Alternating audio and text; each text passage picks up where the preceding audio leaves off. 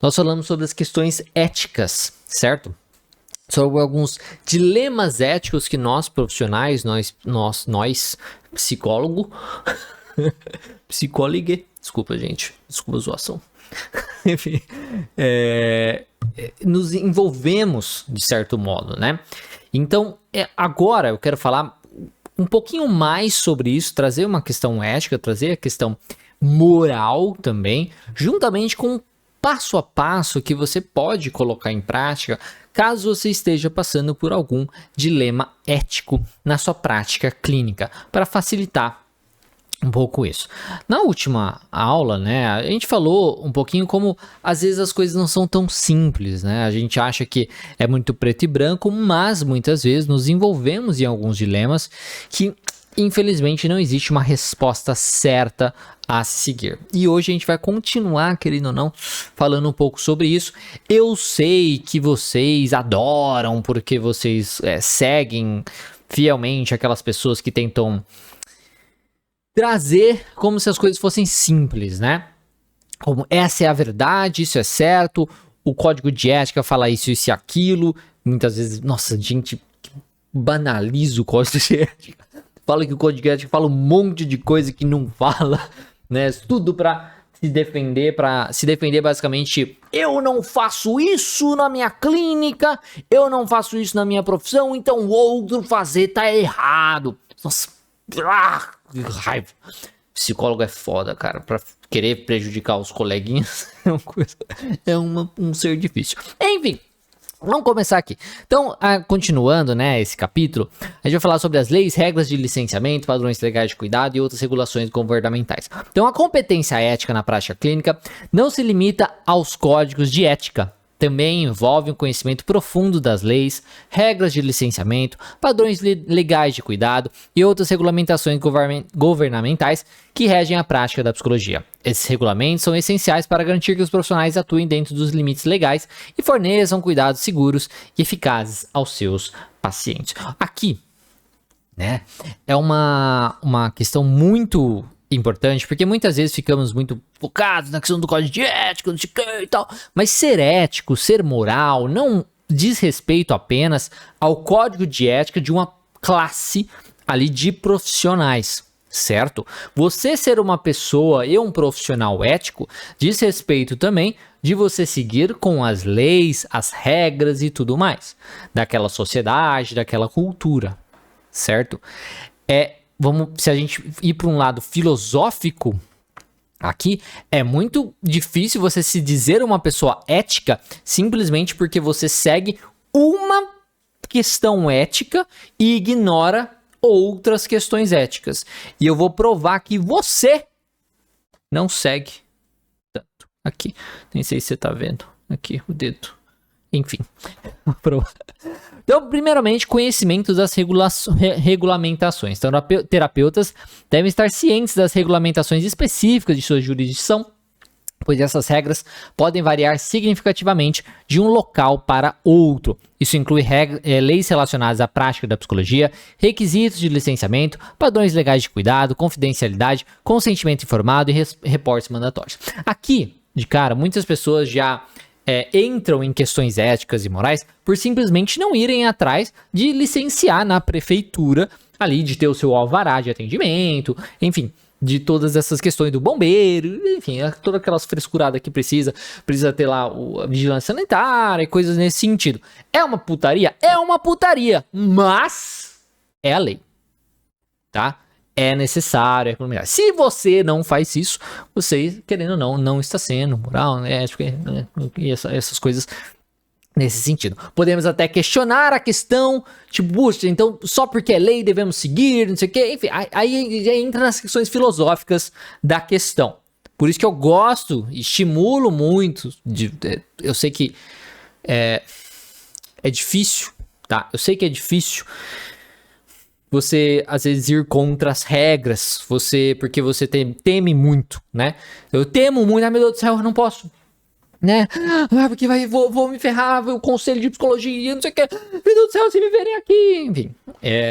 Mas, por favor, eu estimulo muito o pensamento, o raciocínio, a lógica, tá? O que é melhor não só para nós, psicólogos, mas para a sociedade como um todo. Por isso que eu gosto bastante da ideia da imunidade mental, que vai além da nossa prática clínica, que estimula nós profissionais, como também os nossos pacientes, a serem pessoas melhores, a serem pessoas que vão lutar contra o mal-estar da sociedade. Tá? Essa é a ideia, com esse excesso de conflito por besteira e tudo mais. Enfim, passei um pouquinho do ponto aqui. Aplicação de prática das leis. Os regulamentos legais são cruciais para tomar decisões éticas e profissionais. Por exemplo, a lei pode exigir que um terapeuta obtenha consentimento informado antes de iniciar qualquer intervenção ou faça relatórios obrigatórios em caso de abuso ou ameaça de violência. No entanto, a aplicação dessas leis em situações complexas pode ser desafiadora e requer julgamento profissional cuidadoso. Isso aqui é até uma coisa que eu falei na aula passada, né?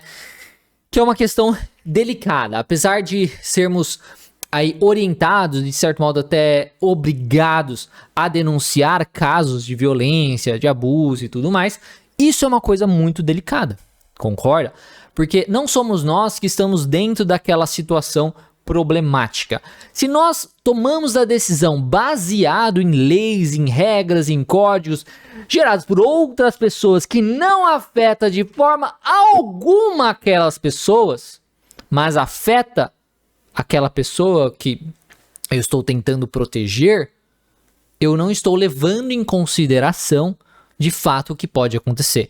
E sabemos que em caso de abuso e violência, isso pode, na realidade, piorar o caso se não for preparado antes. Então as coisas às vezes não são tão simples assim. Uma outra coisa que a gente pode pensar na questão de prática de lei é, você sabia, eu sei que você sabe, mas você sabia, você tem essa consciência que é ilegal você compartilhar livros em PDF por aí? Você sabia? Você sabia que isso é legal, que isso é errado? Ou testes psicológicos, avaliações psicológicas, você sabia? Eu não conheço você, eu não sei se você faz isso, mas eu sei que muitos profissionais fazem. É extremamente comum, se você está num grupo ali de psicólogos e tudo mais, ficar mandando PDF de livro, não sei o quê. Em pós-graduação se faz isso, em curso se faz isso, e na internet aí se faz isso, tá? Na faculdade se faz isso. Mas você sabia que isso é ilegal? Isso é ilegal. Então será que você não está sendo antiético? Né? E até reforço na ideia que nós, psicólogos, reforçamos e ficam falando, não sei o que, não, porque nós não somos reconhecidos, não temos nosso valor, ninguém valoriza o nosso trabalho. Certo? Você está valorizando o trabalho do profissional, da pessoa, do autor daquele livro que você está compartilhando o PDF? Duvido. Não está valorizando o trabalho dele. Que se esforçou, fez todo o projeto e fez o livro. Né? Por exemplo. Então, assim, é importante que a gente entenda isso. Eu não estou falando para você, então tem que mudar tudo. Não é isso, tá?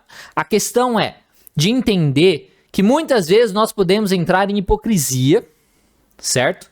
Temos que tomar este cuidado e também temos que sempre avaliar as coisas entendendo que nada é tão simples assim, certo? Seja nessa questão de desvalorização, não sei o quê.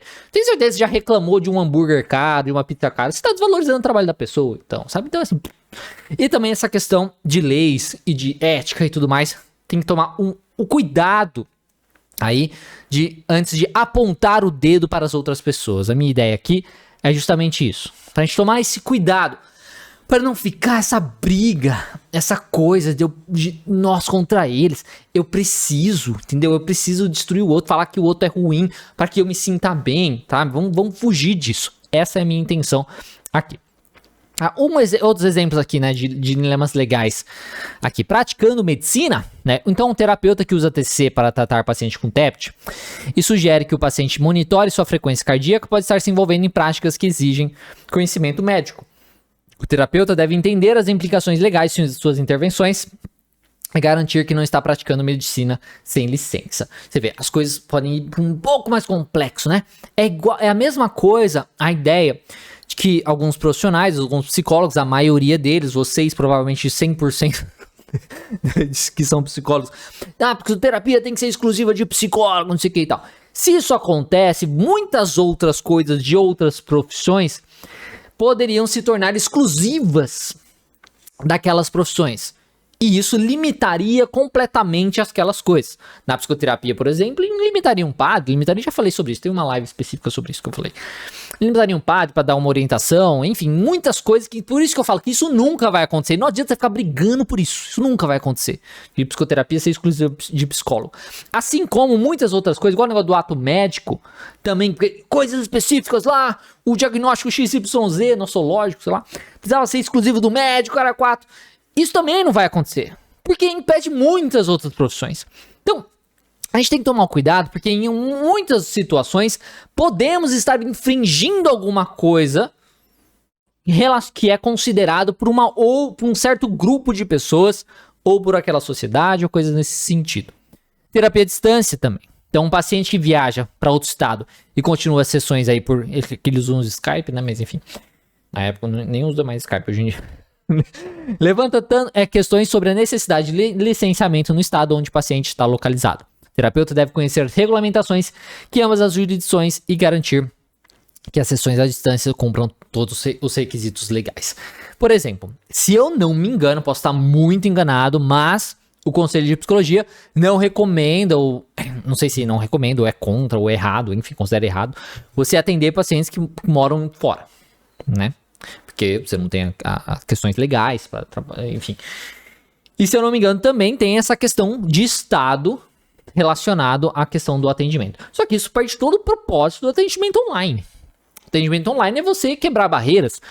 Uma pessoa que não tem na sua cidade, um profissional na sua cidade ou no seu estado, ali ele não tem conhecimento, um profissional que atua em determinada área, ele pode, através da consulta online, encontrar aquele profissional. Se aquele profissional for ter que ter licença em todos os estados do país, em todos os países também, para poder atender as pessoas, não dá certo, né?